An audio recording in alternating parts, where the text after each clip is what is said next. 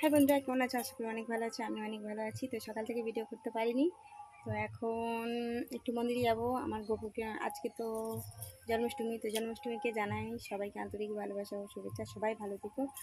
আর আজকে আমার গপুর একটু মানে খাবার দাবার দিতে হচ্ছে, কিছু খাবার করে। আজকে তো গপুর জন্মদিন, তাই গপুকে মন্দিরে নিয়ে গেছি। তো চলো দেখতে থাকো, আশা করি ভিডিওটা ভালো লাগবে। তো এই দেখো মন্দিরে যাবো এবার। সেই মন্দিরে আমার খাবার জোগাড় করছে, এখন প্রসাদের জোগাড় করছে।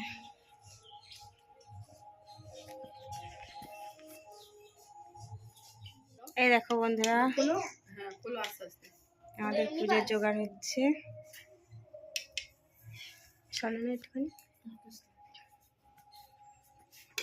এই সেই আমাদের কালীর মন্দির, আর সেই আমার গপু বসে আছে, আর এই রাধা কৃষ্ণ।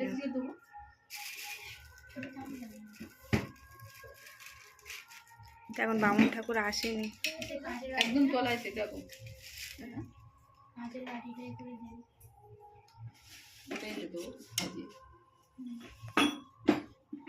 কাঁচে বাড়ি আমি তুই একটু নিয়ে যাবি, পেয়েছে চামচ।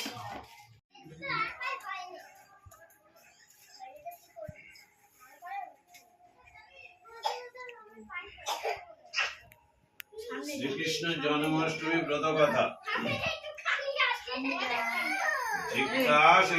রাজা বশিষ্ঠের প্রতি শ্রীকৃষ্ণের জন্ম কথা শুনিতে সম্প্রতি।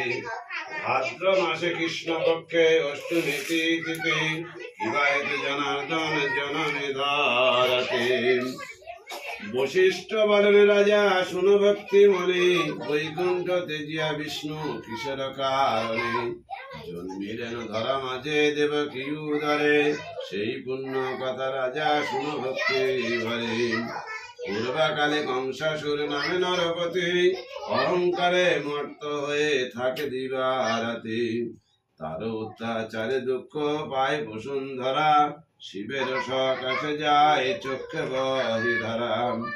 পৃথিবীর দশা হেরি দেব সুলপানি, ক্রোধেতে অধীর হয়ে কহিলেন তিনি। চল ব্রহ্ম লোকে যাই লয়ে দিব গণে, উপায় করিব সেটা কংসের নিধনে। এত বলি মহেশ্বর দেবগণ লয়ে, ব্রহ্মলোকে সবে গেল ব্রহ্মার আলয়ে। শুনি ব্রহ্মা হংস বৃষ্টি করি আরোহণ, ক্ষীরদ সাগরে যান সঙ্গে দেবগণ। তথা গিয়া সব স্তুতি করে দেবগণ, তবে তুষ্ট হয়ে গেল দেবনারায়ণ। যোগ নিদ্রা ত্যাগ করি কমলার প্রতি, জিজ্ঞাসা করেন তিনি দেবগণপতি। কিবা হেতু করেছ একাই আগমন, আমার সকাশে তাহা বল হয়ে এখন। ব্রহ্মা বলে শুনে প্রভু করি নিবেদন, অত্যাচারী কংসের সব বিবরণ।